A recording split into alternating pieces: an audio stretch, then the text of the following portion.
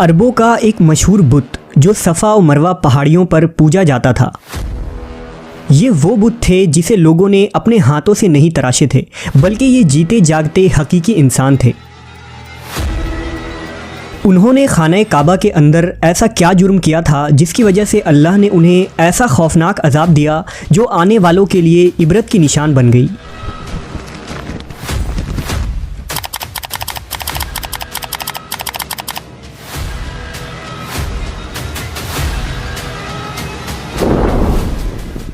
जब से खाना काबा तामीर हुआ तब से लेकर अब तक जिसने भी बैतुल्लाह की बेहुरमती की या बेहुरमती करने की कोशिश की तो अल्लाह ने उनका वो हशर किया कि रहती दुनिया तक इबरत का निशान बनकर रह गए, फिर चाहे वो दुनिया का ताकतवर बादशाह अब्रहा और उसके हाथियों का लश्कर ही क्यों ना हो।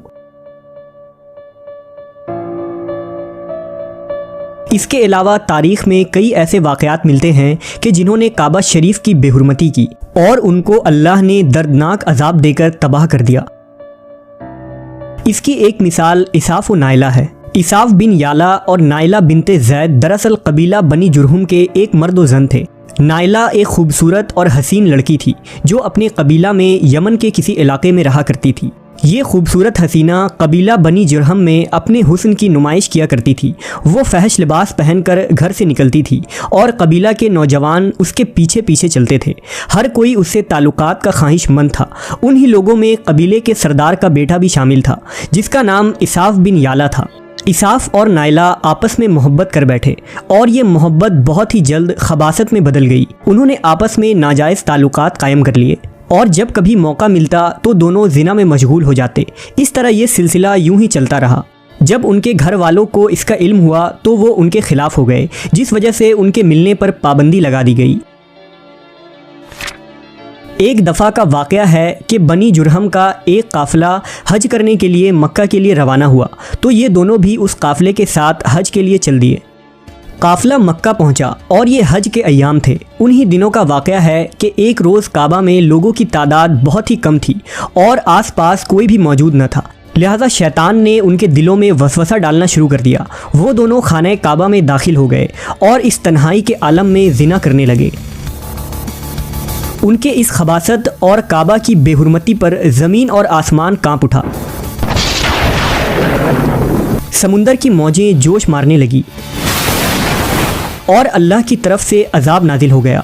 हुआ यूं कि जब वो खाना काबा के अंदर बदफेली कर रहे थे तो उसी वक्त उनकी रूहें कब्ज़ कर ली गई और उनके गोश्त पोश्त के जिस्म पत्थर के बनते चले गए। ये लम्हा इंतहाई खौफनाक और अजीबो गरीब था। दो जिंदा इंसान अजाब इलाही के तहत अब पत्थर के बन चुके थे। कुछ देर बाद जब बनी जुरहम के लोग काबा के करीब आए और बैतुल्लाह के दरवाजे को खोला तो दोनों बदबख्त बरहना हालत में पत्थर बने खड़े थे। वो ये समझ गए कि ये खबीस अल्लाह की मुकद्दस घर में किस जुर्म का इर्तिकाब कर रहे थे। लोगों ने दोनों के मुजस्समों को उठाया और बाहर लाकर ज़मीन में गाड़कर उन्हें खड़ा कर दिया ताकि ये लोगों के लिए इबरत का निशान बना रहे। कुछ दिन गुजरने के बाद मक्का के लोगों ने इसाफ़ के बुत को उठाकर कोहे सफ़ा के मकाम पर रख दिया और नाइला के बुत को उठाकर कोहे मरवा के मकाम पर रख दिया। सफ़ा और मरवा दरअसल दो पहाड़ी हैं जो हरम काबा के बिल्कुल करीब ही हैं। उन्हीं दो पहाड़ियों पर चढ़कर और चक्कर लगाकर बीबी हाजरा अलैहिस्सलाम ने उस वक्त पानी की तलाश की थी जब हज़रत इस्माईल अलैहिस्सलाम शेर खार बच्चे थे और प्यास की शिद्दत से बेकरार हो गए थे। इसलिए ज़माना कदीम से ये दोनों पहाड़ियाँ बहुत मुक़द्दस मानी जाती थी और हाजी उन पर चढ़कर बड़े एहतराम और जज्बा अक़ीदत के साथ तवाफ़ किया करते थे। जब इसाफ़ और नाइला के बुत को सफ़ा और मरवा पर रखा गया तो उनकी सज़ा ये तजवीज़ की गई कि जो शख्स भी सफ़ा और मरवा पर जाए वो उन दोनों बुतों को एक एक जूता मारे। एक दो नस्लों तक तो ये अमल जारी रहा, फिर लोगों ने उन्हें जूतों के बजाय थप्पड़ मारना शुरू कर दिए और कुछ नस्लों बाद लोग उन्हें सिर्फ हाथ लगाया करते थे। इस तरह वक्त गुजरने के साथ लोगों ने उनसे इबरत हासिल करना कम और उनकी ताज़ीम ज़्यादा करने लगे। यहाँ तक कि एक वक्त ऐसा आया कि अरबों ने जाहिलियत की बिना पर उनको मोहब्बत की अलामत करार देना शुरू कर दिया और कबीलों में उन दोनों के इश्क की दास्तानों को फ़ख्र से बयान किया जाने लगा। आहिस्ता आहिस्ता ये मोहब्बत के देवी और देवता करार पाए। 5वीं सदी तक इसाफ़ और नाइला के उस बुत को अरबों के बड़े बुतों में शुमार किया जाता था जिनके आगे लोग सजदा किया करते थे और कुर्बानी भी चढ़ाते थे।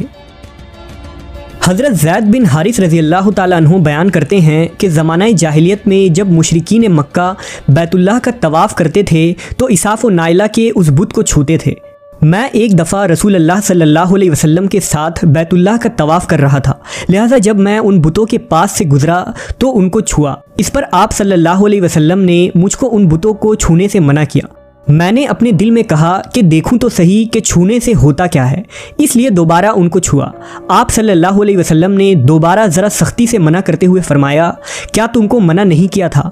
हज़रत ज़ैद फरमाते हैं कि अल्लाह की कसम, उसके बाद कभी किसी बुत को मैंने हाथ नहीं लगाया और मैं कसम खाकर कहता हूँ कि नबी सल्लल्लाहु अलैहि वसल्लम ने कभी भी किसी बुत को नहीं छुआ था, यहाँ तक कि अल्लाह ने आपको नबूवत अता फरमा दी और आप पर वही नाजिल होने लगी।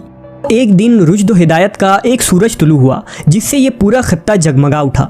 हुजूर पाक सल्लल्लाहु अलैहि वसल्लम नबूवत के ओहदे पर फाइज़ हुए। आप सल्लल्लाहु अलैहि वसल्लम ने दावत व तबलीग का काम शुरू किया। 10 हिजरी में जब अल्लाह ने अरब में दीन इस्लाम को गालिब किया और मोहम्मद सल्लल्लाहु अलैहि वसल्लम ने मक्का फ़तह किया तो आप फ़तह के बाद हरम शरीफ में दाखिल हुए और आपने अपने भाई हज़रत अली के साथ मिलकर तमाम छोटे बड़े बुतों को तोड़ डाला। आप बुत तोड़ते जाते और ये फरमाते जाते कि हक़ आ गया और बातिल मिट गया। बेशक बातिल ने मिट जाना ही था। यहाँ तक कि खाना काबा तमाम बुतों से पाक हो गया। फिर आप सफ़ा और मरवा पर तशरीफ़ ले गए और इसाफ़ व नाइला के उस बुत को अपने मुक़द्दस हाथों से तोड़ डाले।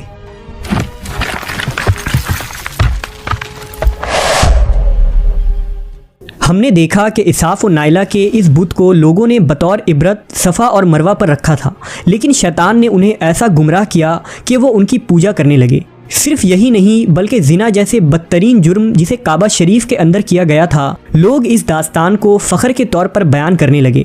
होना तो ये चाहिए था कि उनके इस बदफेली पर लानत की जाती, लेकिन अरबों ने इस गुनाह को दास्तान इश्क बना दिया और इसाफ़ व नाइला को एक रोल मॉडल के तौर पर पेश करने लगे।